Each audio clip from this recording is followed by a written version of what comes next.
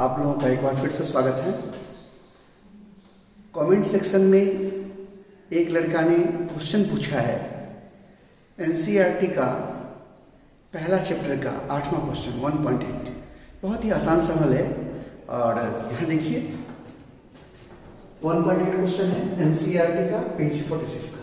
मैंने यहाँ क्वेश्चन का एक फिगर बना रखा है 2 पॉइंट चार्ज जो कि ए और बी पॉइंट पर और ये दोनों पॉइंट 20 सेंटीमीटर की दूरी पर है पर रखा गया है। ए पर चार्ज है QA इक्वल टू 3 माइक्रोग्राम और QB इक्वल टू -3 माइक्रोग्राम और O पर इलेक्ट्रिक फील्ड निकालना है। तो ध्यान दीजिएगा, इसके चलते हम इलेक्ट्रिक फील्ड निकालेंगे, +1 चार्ज रख देंगे उस पर, इसके चलते जो फोर्स लगेगा +1 चार्ज पर वही इलेक्ट्रिक फील्ड होगा।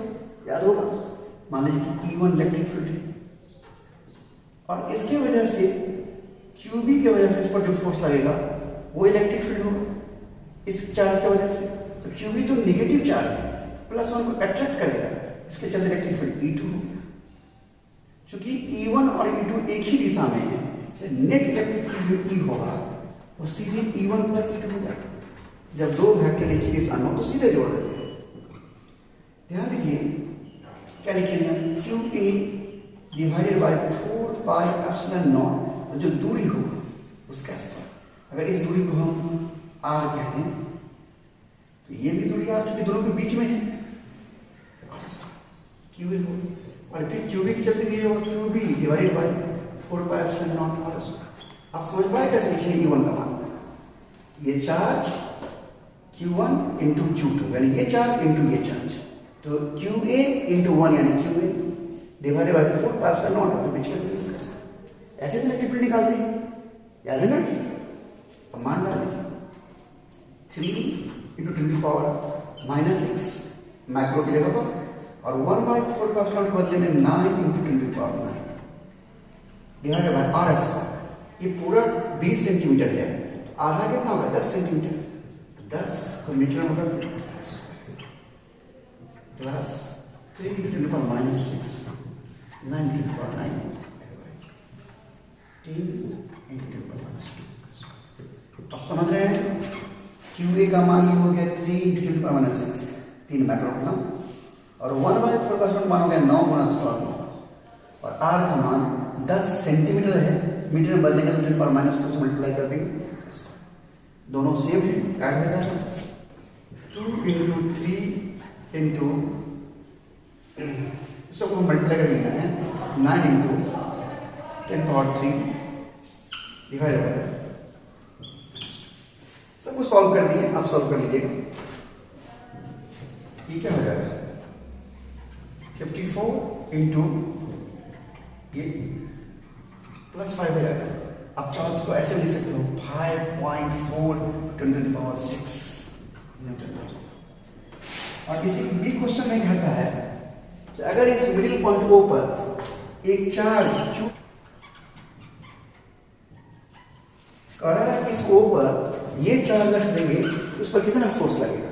तो आप तो जानते हैं F = QE होता है 1.5 इंटू 10 की पावर -9 Q और इलेक्ट्रिक फील्ड का मान हमारा है 5.4 इंटू 10 की पावर 6 और इसे हम मल्टीप्लाई कर देंगे जो आएगा। समझ गए होंगे, काफी आसान सवाल था, ये सब आप लोगों से बनना चाहिए। ओके, स्क्रीनशॉट ले लीजिए। आज हम लोग इलेक्ट्रिक फ्लक्स देखने जा रहे हैं। इलेक्ट्रिक फ्लक्स क्या होता है। ओके, इलेक्ट्रिक फ्लक्स ध्यान दीजिए, पिछली क्लास में हम लोगों ने इलेक्ट्रिक लाइंस के बारे में पढ़ा था, याद है ना। इलेक्ट्रिक लाइंस प्लस चार्ज से शुरू होकर माइनस चार्ज तक चलती है। अगर प्लस के नजदीक में माइनस चार्ज नहीं हो तो उसके खोज भी इन्फिनिटी तक चलती है। ये पहला हमारा प्रॉपर्टी था। दूसरा हमने देखा था कि हर एक इलेक्ट्रिक लाइंस लॉन्गिट्यूडनल टेंशन में होता है, जैसे कि खींचा गया रबर वो दोनों किनारों को नजदीक लाना चाहता है। यही कारण है कि दो अपोजिट चार्ज एक दूसरे को अट्रैक्ट करता है। हमने ये भी देखा था कि कोई भी दो इलेक्ट्रिक लाइंस एक दूसरे को नहीं काट सकती है। अगर काटेगी तो उस पॉइंट ऑफ इंटरसेक्शन पर दो टेंजेंट खींचे जा सकते हैं जो कि इलेक्ट्रिक फील्ड के दो दिशा को बताएगा एक बिंदु पर, जो कि संभव नहीं है। हमने ये भी देखा था कि कोई भी दो इलेक्ट्रिक लाइंस एक दूसरे को लैटरली रिपेल करता है, जैसे कंप्रेस्ड स्प्रिंग हो दोनों किनारों को दूर करना चाहता है। यही कारण है कि लाइक चार्ज एक दूसरे को रिपेल करता है। इसके अलावा हमने इनवर्स स्क्वायर लॉ को भी एक्सप्लेन किया था।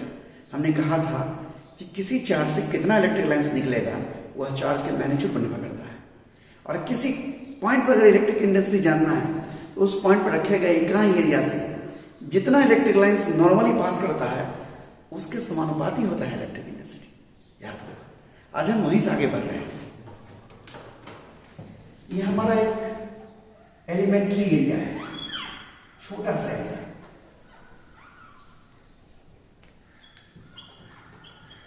एलिमेंट्री ये भी पॉइंट पी पर रखा गया। कोई पॉइंट पी पर एक एलिमेंट्री एरिया डीएस रखा गया। एरिया का डायरेक्शन हमेशा सरफेस के लंबवत होता है, यानी इसका डायरेक्शन कुछ एन कैप इस तरफ हो। ये एरिया का डायरेक्शन एन कैप है, और इस पॉइंट पर मान लीजिए इलेक्ट्रिक फील्ड ई इस दिशा में, जो कि एरिया के डायरेक्शन से यानी एरिया के नॉर्मल थीटा को बना रहा है। इस ई का दो कंपोनेंट होगा, एक देखिए इस दिशा में ई कॉस थीटा, और एक इस दिशा में ई साइन थीटा। इस एरिया से लंबवत इलेक्ट्रिक लाइन से कितना हिस्सा पास कर रहा है? E cos theta. E sine theta इस एरिया को पार करने के लिए रिस्पॉन्सिबल नहीं होगा। तो किसी एरिया से इलेक्ट्रिक फ्लक्स कैसे डिफाइन करते हैं हम? The number of electric lines passing through any area normally is called electric flux. ध्यान दीजिएगा, ऐसे बोलेंगे electric flux through any area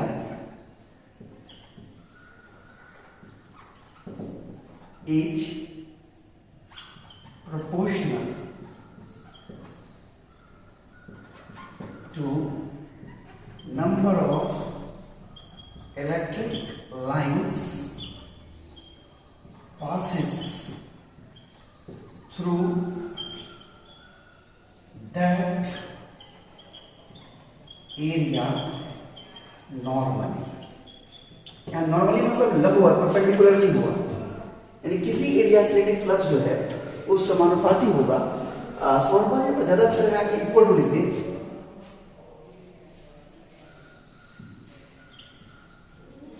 equal to number of electric lines passes through that area normally.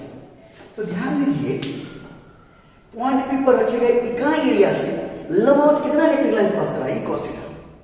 इसलिए DS area कितना पास करेगा? E DS cos theta. तो ये E DS cos theta electric flux हो गया। ध्यान दीजिएगा, E cos theta electric lines passes normally through unit area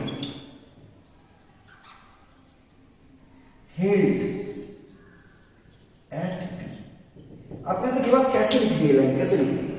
आप याद करिए इलेक्ट्रिक लाइंस का आखिरी एजम्पशन फैराडे का, तो उसमें क्या कहे थे कि किसी पॉइंट पर इलेक्ट्रिक इंटेंसिटी उस पॉइंट पर रखे गए इकाई एरिया से पास करने वाले लंबवत पास करने वाले इलेक्ट्रिक लाइंस के समानुपाती होता है। तो यहाँ पर इलेक्ट्रिक इंटेंसिटी लंबवत दिशा में cos थीटा है। इसका मतलब ई cos थीटा इलेक्ट्रिक लाइंस इकाई एरिया से लंबवत पार कर रहा है। और करिए, पिछले क्लास में कहे थे ना कि इकाई एरिया से जितना इलेक्ट्रिक लाइंस लंबवत पार करेगा उसके समानुपाती होता है इलेक्ट्रिक इंटेंसिटी। यहाँ पर इलेक्ट्रिक इंटेंसिटी ई cos थीटा है। इसका मतलब ई cos theta electric lines unit area से पॉइंट के ऊपर पार कर रहा है लंबवत नॉर्मली। तो डीएस एरिया से कितना पास करेगा? तो इकाई एरिया से E cos theta, DS area से E cos theta into DS. Therefore electric lines passes through ds area normally क्या होगा equal to e cos theta into ds। ध्यान देना कितना इलेक्ट्रिक लाइन्स लंबवत पार करेगा ds एरिया से, तो जितना लाइन पास करेगा वही इलेक्ट्रिक फ्लक्स होगा। Therefore electric flux through elementary area ds क्या होगा d फाई। ठीक है, फ्लक्स को हम फाई से लिखते हैं, फ्लक्स को हम फाई से लिखते हैं, तो छोटे से एरिया से इसलिए d लग गया d फाई, छोटे से एरिया से इसलिए d फाई को e cos theta into ds, यानी e ds cos थीटा। ये हमारा इलेक्ट्रिक फ्लक्स निकल गया छोटे से एरिया से। अगर यही एरिया बड़ा हो जाए, ध्यान दीजिएगा, इसी को अगर वेक्टर फॉर्म में लिखना हो वो देख लीजिए, या d फाई पर e dot ds। Electric flux through large area क्या होगा phi equal to integration of d phi, यानी हर छोटे छोटे एरिया से फ्लक्स निकाल कर जोड़ दें तो इंटीग्रेशन, यानी phi equal to integration of e dot ds। देखिए ज्यादा कुछ समझ में नहीं आता हो तो ज्यादा टेंशन नहीं लेना है, सीधे दिमाग में रखना है कि किसी भी elementary area ds electric flux e ds cos theta होता है, जहां थीटा जो है वो e और ds के बीच क्या है, e और ds, ये ds यानी इस एरिया का डायरेक्शन है, समझ रहे हैं। यहां पर ये थीटा क्या है, angle between e and vector ds। पकड़ रहे हैं बात, ऐसे समझिए। वैसे अच्छी तरह से बात को समझना है तो ऐसे समझिए कि इकाई एरिया से जितना इलेक्ट्रिक लाइंस लंबवत यानी परपेंडिकुलरली पार करता है वो इलेक्ट्रिक इंटेंसिटी होता है, समझ रहे हैं।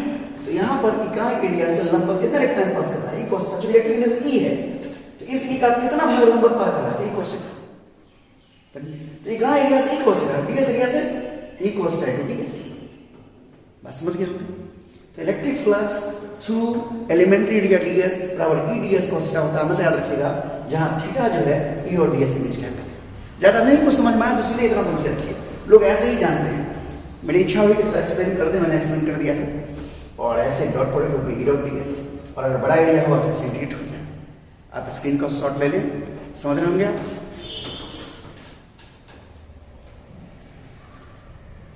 तो अभी आपने देखा कि किसी भी एलिमेंट्री एरिया ds से electric flux e dot ds होगा, अगर बड़ा एरिया हो जाएगा तो इंटीग्रेशन e डॉट ds। इसका ऐसा यूनिट क्या होगा और इसका डायमेंशन क्या होगा वो हम आपको दिखाएंगे। ध्यान दीजिए, ऐसा यूनिट क्या होगा, देखिए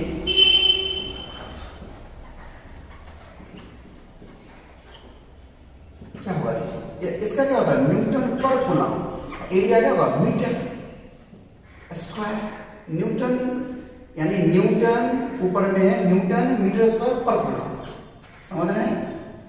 ऐसे कर सकते हैं, या वोल्ट पर मीटर इलेक्ट्रिक फील्ड का होता है आई इंटू मीटर स्क्वायर, तो 1 मीटर से मीटर कट जाएगा यानी वोल्ट मीटर, समझ रहे हैं। यानी क्या होगा, न्यूटन मीटर स्क्वायर पर कूलम और volt meter vm, v and dash लिख दिया हुआ volt meter, and dimensional formula, ये क्या होगा, न्यूटन क्या होता है m l t माइनस 2, ये तो न्यूटन का होता है, और मीटर स्क्वायर यानी क्या स्क्वायर, और ये कूलम का होता है i t, और -1 है यानी -1 लगा दूंगा, यानी पूरा मल्टीप्लाई करके कितना हो जाएगा m और l यहाँ और यहाँ l क्यूब और t -3 i -1। देख रहे हैं? अब स्क्रीनशॉट ले लीजिए, मैं साफ करूंगा। तो मैंने बोर्ड साफ कर लिया है। अब देखिए, इलेक्ट्रिक फ्लक्स थ्रू ds, एक छोटा सा एरिया ds है, elementary area ds, in the field of a point charge q।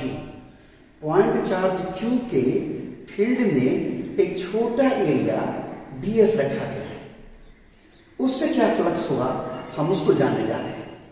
Okay, देखिए ये चार्ज क्यूब है और इससे r दूरी पर, ध्यान दीजिएगा, r दूरी पर एक छोटा सा एलिमेंट्री एरिया कुछ इस तरह से रखा हुआ है। ये एरिया कुछ इस तरह से रखा हुआ है, देख रहे हैं आप?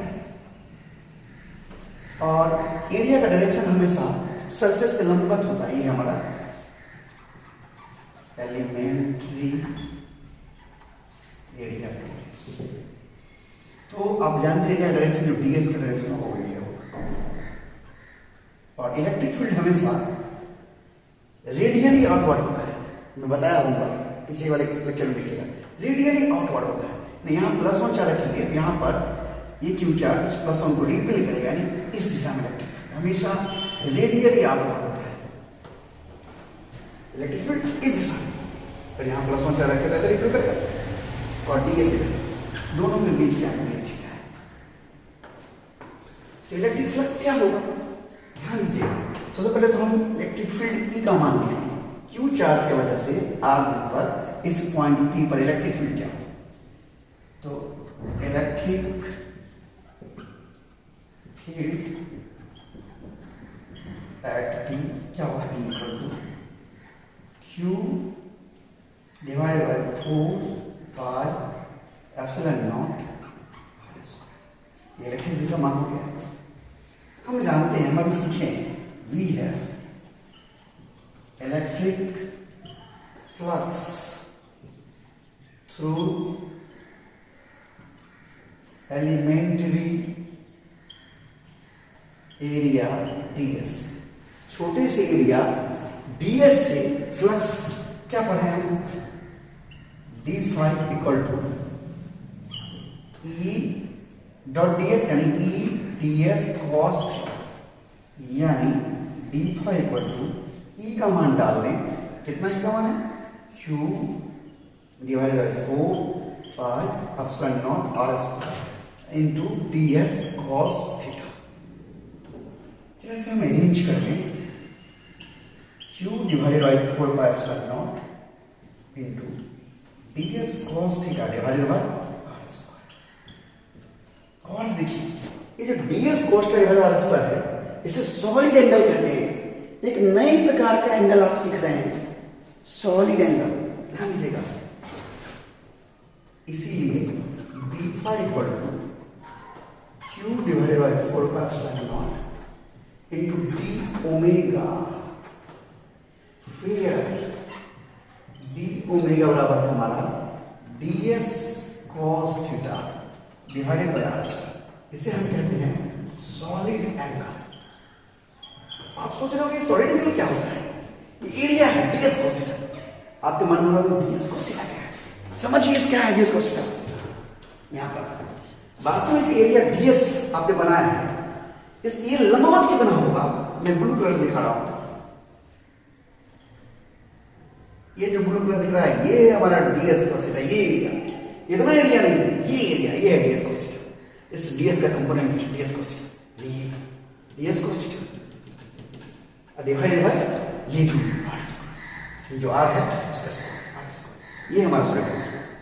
देखिए एंगल जो है वास्तव में, एक मिनट पहले जो इसको याद रखना है, सॉलिड एंगल जो होगा वो d∅, किसी एलिमेंट्री एरिया ds से d∅ = Q divided by 4 epsilon naught into solid angle. Okay, अब ध्यान दीजिए, एंगल जो है वो दो प्रकार का होता है। एक होता है जिसे हम प्लेन एंगल कहते हैं, और एक एंगल जिसे हम सॉलिड एंगल कहते हैं। ध्यान दीजिएगा, सॉलिड एंगल क्या होता है समझिए। प्लेन एंगल में ये सर्कल होता है, आप पढ़े होंगे सर्कल। ये हमारा सेंटर है, रेडियस है, ये हमारा एल, आर्क लेंथ, चाप की लंबाई। एल जो है हमारा एल, ये है आर्क लेंथ, हिंदी बोलते हैं चाप की लंबाई। तो ये हमारा जो एंगल है plane angle, plane angle theta equal to arc length, चाप की लंबाई, डिवाइडेड बाय रेडियस। ध्यान दीजिए, मीटर बाय मीटर, क्या है लेंथ बाय रेडियस। तो देखिए ये मीटर बाय मीटर यानी यूनिट, इसका रेडियन मान लिया गया और डायमेंशनलेस होता है। इट इज क्या, its unit is radian and it is dimensionless। ध्यान रखिए। अब सॉलिड एंगल पे आते हैं, ये क्या होता है सॉलिड एंगल? ध्यान दीजिएगा, ये 2 डायमेंशनल है, ये क्या है 2 डायमेंशनल, और ये 3 डायमेंशनल है। It is 2 dimensional, it is 2 dimensional।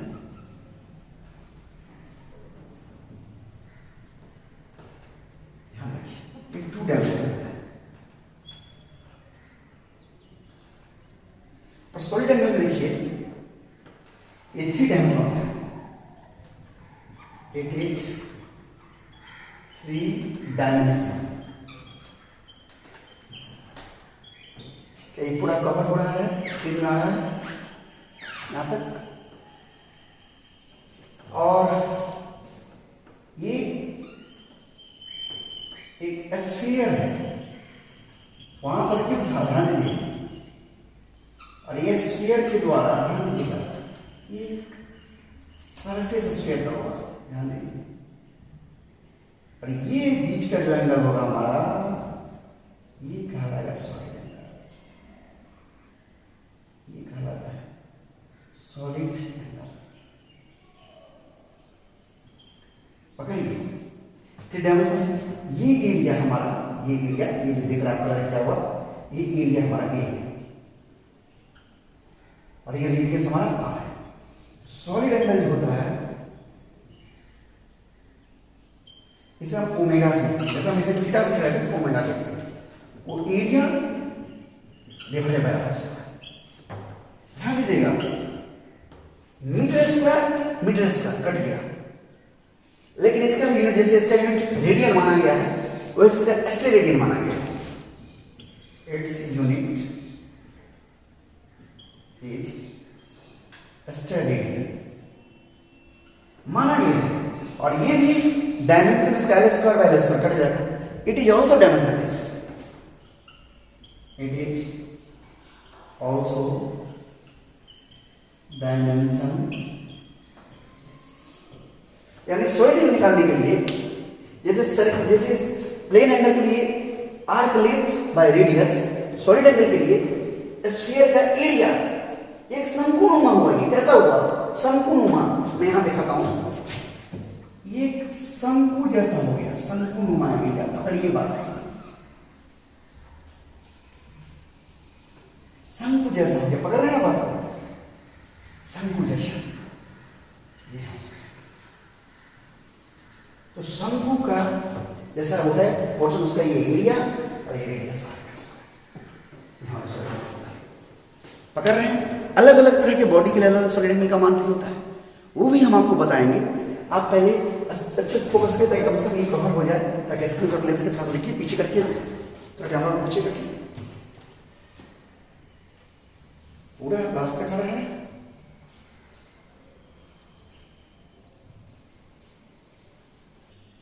हम अलग अलग तरह के बॉडी के चलते अलग अलग प्रकार से सॉलिड एंगल निकाल सकते हैं। इसके लिए एक मैथमेटिकल एक्सप्रेशन मैं आपको निकाल कर दिखाऊंगा। हमारा पर्सनल मैथमेटिक्स में इंटरेस्ट है, लेकिन फिजिक्स में बहुत चीज़ लॉजिकली चलता है, लॉजिक से चलता है।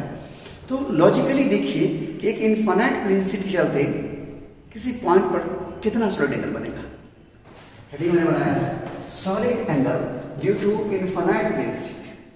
जरा देखिए गौर से, एक मैं छोटा सा यहाँ प्लेन सीट बनाने की कोशिश कर रहा हूँ। अभी तो फिलहाल छोटा सा है, इसी को हम बड़ा करके समझेंगे। इसके चलते हम इस पॉइंट पर सॉलिड एंगल जाना चाहते हैं, इस पॉइंट पी पर। तो हम क्या करेंगे, पॉइंट पी के चारों ओर एक काल्पनिक स्फीयर बना लेंगे। एक काल्पनिक स्फीयर हमने बनाया है, हाइपोथेटिकल काल्पनिक स्फीयर, और यहां से हम इसे मिलाएंगे। स्फीयर इस जो हमारा जो एरिया है ये प्लेन सीट है, मैं भी इनफाइनाइट नहीं बोल रहा हूं, प्लेन सीट है, छोटा सेट है, छोटा सेट है। इसके हर एक पॉइंट्स को मिला लीजिए, हर एक भाग को मिलाइए। ज्यादा मिलाऊं गंदा हो जाएगा फिगर, आप समझ रहे हैं। इस तरह से हर पार्ट को मिला लीजिए। अब गौर से देखिए, स्फीयर का इतना भाग जो दिख रहा है उसका सरफेस देखिए, सरफेस, ये पोर्शंस स्फीयर का इंटरसेक्ट हो जाएगा। बात समझ में आ रहा है? एक कल्पना करिए स्फीयर की, एक गोला की कल्पना करिए और उसके सेंटर से एक बड़ा सा पेपर का शीट ले लीजिए, पूरा मिलाइए। देखिए स्फीयर का एक कुछ भाग कट जाएगा, वो भाग ध्यान दीजिएगा, इतना भाग कटा। अगर इसको मैं थोड़ा बड़ा कर दूं, ये एरिया इतना बड़ा हो जाए, यहां से लाइन कुछ ऐसे आएगा, देखिए, और यहां इधर ऐसे आएगा, तो इतना भाग कटेगा। अगर इसको मैं और बड़ा कर दूं, इनफाइनाइट से कर दूं, इसे और बड़ा कर दूं, ये थोड़ा सा और ऐसे हो जाएगा, थोड़ा और ऐसे हो जाएगा। इस तरह से अगर इनफाइनाइट साइज का हो जाएगा, तो इस हाइपोथेटिकल स्फीयर का लगभग आधा एरिया यहां से ऐसे जाके काटेगा और यहां से ऐसे जाके काटेगा, लगभग आधा sphere, approx half portion intersect हो जाएगा। और इस स्फीयर का रेडियस मान लीजिए r है, मान लीजिए ये कुछ भी रेडियस का हो सकता है, कुछ भी हो सकता है, छोटा और बड़ा, लेकिन इतना बड़ा नहीं हो कि इसको पार कर जाए, इससे अंदर भी रहे, कोई भी स्फीयर सच हो सकता है। तो ध्यान दीजिएगा, in case of infinite sheet, plane seat,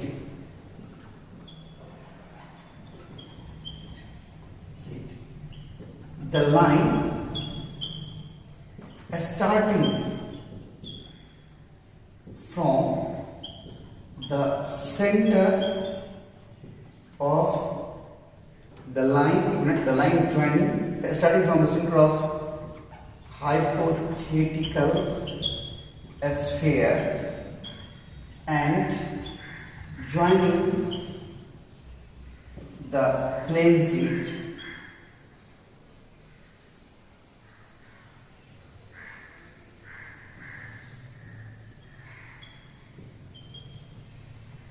intercepted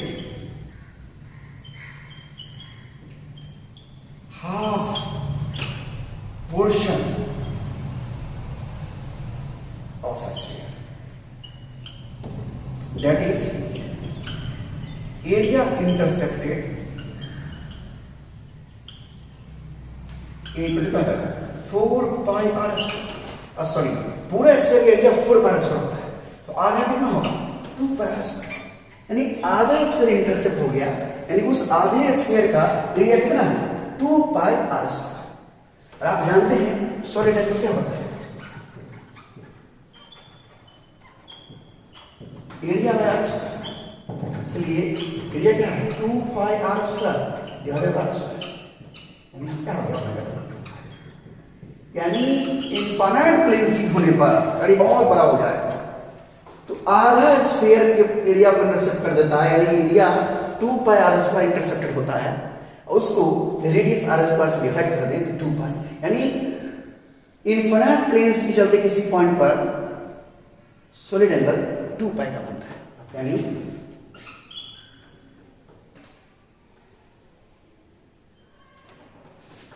due to solid angle at a point due to infinite seat equal to होता है, याद रखिएगा, एक इनफाइनाइट सीट जो है वो किसी पॉइंट पर सॉलिड एंगल बनाएगा वो 2 पाई। इस तरह से हम किसी क्लोज बॉडी के सॉलिड एंगल देखेंगे, फिर हम एक मैथमेटिकल एक्सप्रेशन दिखाएंगे। लेकिन आज यहीं तक आप स्क्रीनशॉट ले लीजिए और आज की पढ़ाई हम यहीं तक रखेंगे। और आप लोग मैं देख रहा हूँ मैं कि 11th के लेक्चर में व्यूअर्स नहीं बढ़ रहे हैं।